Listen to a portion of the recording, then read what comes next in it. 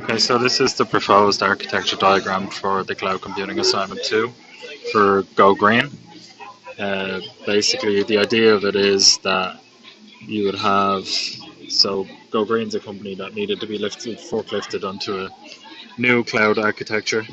They're based in Southern California, so the VPC would be in the zone of US West 1, i.e. the one in North California. You could use that for both the production and test layers. So basically, you'd have a VPC for production with six subnets, and two availability zones, and then you'd have the same for your tests with six subnets and two availability zones.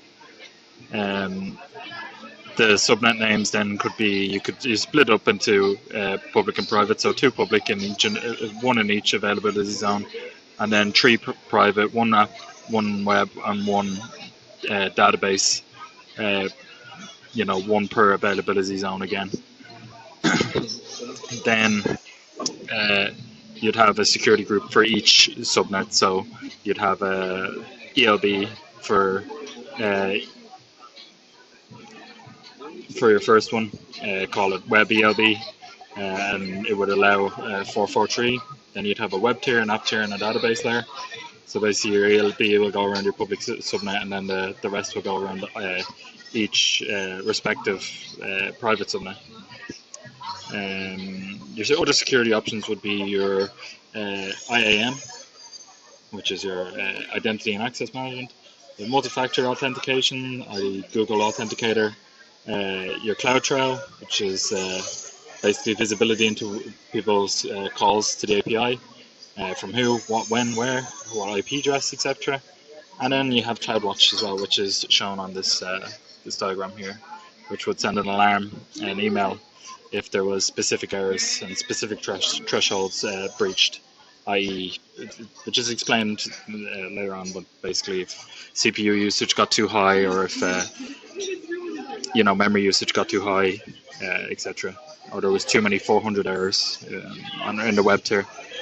Then you have encryption details. So basically, the data that's being encrypted going into the VPC would be basically the data within the VPC would be encrypted via S3 and Glacier, which can be seen here. As well as this, then you would have encryption that's coming in and out of the VPC, which you could basically encrypt it via AWS Certificate Manager, which is seen here, which would be like SSL or TLS encryption, basically. And then you have your instances within it. So within the web, you'd have T2 Large running Ubuntu with 8 gigabytes of memory. And the reason for this is because the current architecture already has 4 gigabytes, but it says that this is expected to rise by 90%, which would be almost doubling it. So 8 gigabytes will be just enough. And then running 6 instances, of course. And then you have the app layer, which is running T2 2x large, which is 32 gigabytes. The spec defines that it would need 32 gigabytes, which is in the current architecture of the application. So that's perfect for what it needs, running Ubuntu as well. And then the database, which should be running MySQL because that's their current architecture, and basically be running db.r3.2x large as well, because it's looking for 48 gigabytes of storage and 48 gigabytes of memory, and db R3 2x large runs 61, so it's a little bit higher. It doesn't suit it perfectly, but it will be enough. So that's that basically thought up there, that they would have the right amount of storage for each used web app and DB. You could also then, we have a read replica, which is generated every 4 hours, which is an RPO option. It's basically a snapshot-based replication system, which would basically replicate the main database every 4 hours, so that if there was a critical failure or anything like that, we could recover it. After that, then it's basically just requirements for the to make sure that the web tier, app tier, and database tier run as they should. So there would be CloudWatch alarms, which would send email notifications if there was too many errors on the web tier or on the app tier.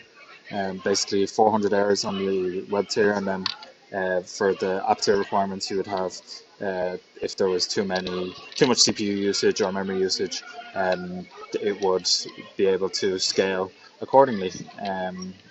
CloudWatch could create extra app servers and web servers to see fit. Um, and then that's really all there is to it. That's all I can think of. Um, I don't think there's any other things that I have forgot. The cost considerations for this would be, I mean, it can be very expensive. The read replica of a large database is every 4 hours is very expensive. Using maybe a continuous one or a cheaper version on Amazon Whitepaper might be a better thing. Instead of a third-party service, that there's plenty of them, Zerto and stuff, etc. So I think definitely there's places where this can be reconfigured and refined and made better. But I think this is a perfect starting point for where Go Green need to go for their forklift to the cloud. And that's everything. Uh,